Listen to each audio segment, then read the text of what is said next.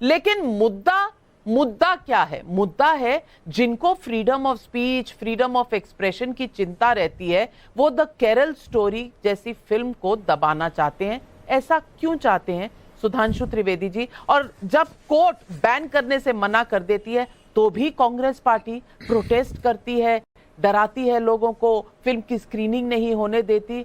ये लोग कहते हैं कि डेमोक्रेसी मर रही है, फ्रीडम ऑफ स्पीच नहीं है। आज ये लोग उसके खिलाफ कैसे हो गए?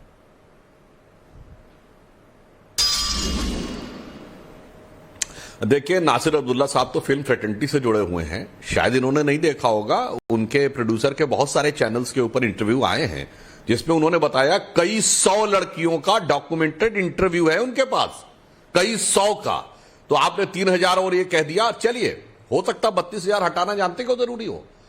ये केरल के मुख्यमंत्री वीएस अच्युतानंदन, जो कम्युनिस्ट पार्टी के मुख्यमंत्री थे, उनका यह बयान है। लव जिहाद शब्द उन्होंने सबसे पहले प्रयोग किया और उन्होंने कहा कि जो हालात चल रहे हैं, अगर इस पर नियंत्रण नहीं किया गया तो 20 साल में केरल मुस्लिम स्टेट बन जाएगा। यह कौन कह रहा है? Chief minister of Kerala. और कौन सी पार्टी का? बीजेपी कभी नहीं रही है सत्ता में, कम्युनिस्ट पार्टी का। तो हो सकता है नासिर अब्दुल्ला साहब 32,000 से कोई 20 साल में नहीं परिवर्तित होने वाला था, तो सीएम के पास इंफॉर्मेशन उससे कहीं ज्यादा की होगी। और दूसरा मैं बताना चाहता हूं, 9 दिसंबर 2009 को केरल हाई कोर्ट ने अपने जजमेंट में इस चीज का प्रयोग किया है, लव जिहाद शब्द का, केरल हाई कोर्ट ने। और जो अभी ये कह रहे थे कि पुलिस की रिपोर्ट नहीं है, शायद इनको पता नहीं है, केरल एसटीएफ ने केरल हाई कोर्ट को 5,000 केसेस के बेस के ऊपर एक रिपोर्ट सबमिट की थी, जिसमें उसने कहा था ये नॉर्मल प्यार मोहब्बत के मामले नहीं है, जैसे वसीम अख्तर साहब और बाकी लोग कोई अलग अलग मामलों को कह रहे थे। उन्होंने कहा ये एक सोची समझी रणनीति के तहत 1995 में सिमी के द्वारा बनाई गई योजना थी कि मिडिल क्लास और अपर मिडिल क्लास की हिंदू और क्रिश्चियन लड़कियों को टारगेट करना है। जनाब, ये केरल एसटीएफ की रिपोर्ट है, वहां या तो कांग्रेस सरकार रही है कम्युनिस्ट पार्टी की, और केरल के चीफ मिनिस्टर ने बोला है। और केरल का जजमेंट मैं कोट कर रहा हूं, 9 दिसंबर 2009 पैराग्राफ नंबर 16, जाके देख लीजिएगा। तब आके यहां पर बातें बोली है। हकीकत यह है कि उत्तर भारत में लोगों को जानकारी नहीं रहती है और इस कारण से उसको जनरलाइज वे में करने लगते हैं। आप बताइए, आप सही है या केरल की पुलिस सही है, केरल का कोर्ट सही है और केरल का सीएम सही है?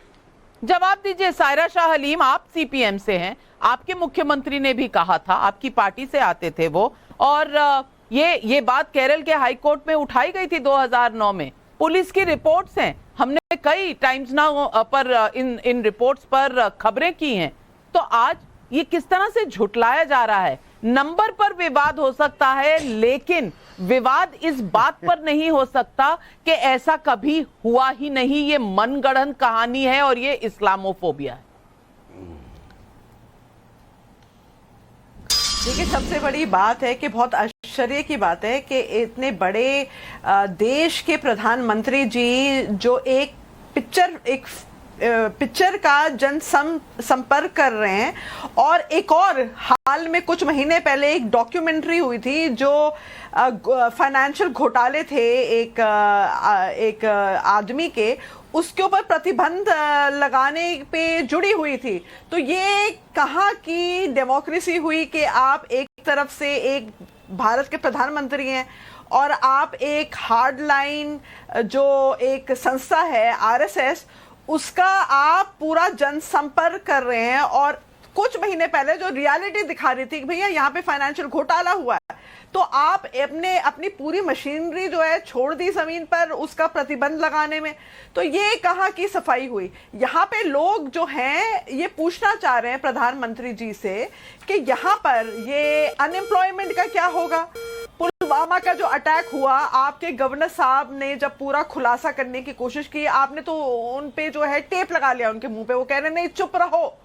तो ये कहाँ का इंसाफ है? आप यहाँ की जो बहस हो रही है वो बहस हो रही है कि नहीं, आप यहाँ पे ये बैन होगा नहीं होगा, आरएसएस को कह रही हैं। लेकिन सायरा शाह हलीम, क्या मुख्यमंत्री बने थे जो सीपीएम के मुख्यमंत्री थे, वो भी हार्ड लाइन से आते हैं?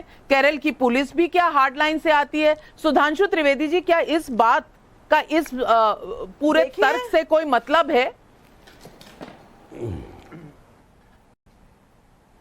देखिए, वो कुछ देखिए एक्चुअली में क्या प्रॉब्लम क्या है, ये पता नहीं किस डॉक्यूमेंट्री की बात कर रही है, मुझे इसका आइडिया नहीं है।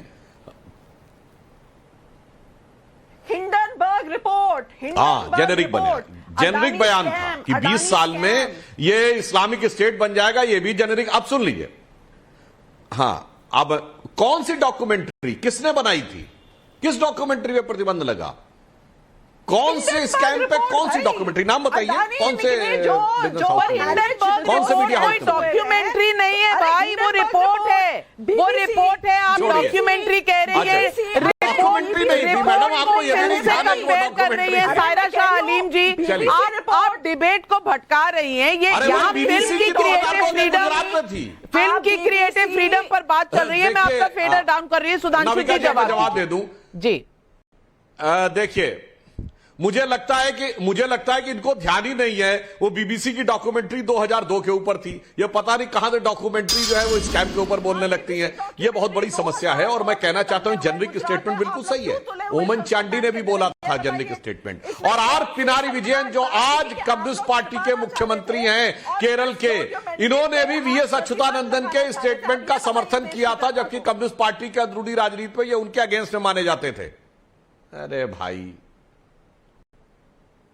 किस चीज की आप बात करें? अच्छा चलिए आप पूछिए, क्या बात पूछना चाहती हैं आप? बीबीसी डॉक्यूमेंट्री किसकी बात कर रही हैं? गुजरात दंगों, जो गुजरात दंगों की जो है बहुत ही घिनौनी जो हुआ घटना हुई, जो दंगे अभी तो आप स्कैम की डॉक्यूमेंट्री कह रही थी, कौन से स्कैम की डॉक्यूमेंट्री बता रही थी? तो ऐसा सायरा शाह हलीम जी माफ कीजिएगा पर आप कंफ्यूज हैं आज।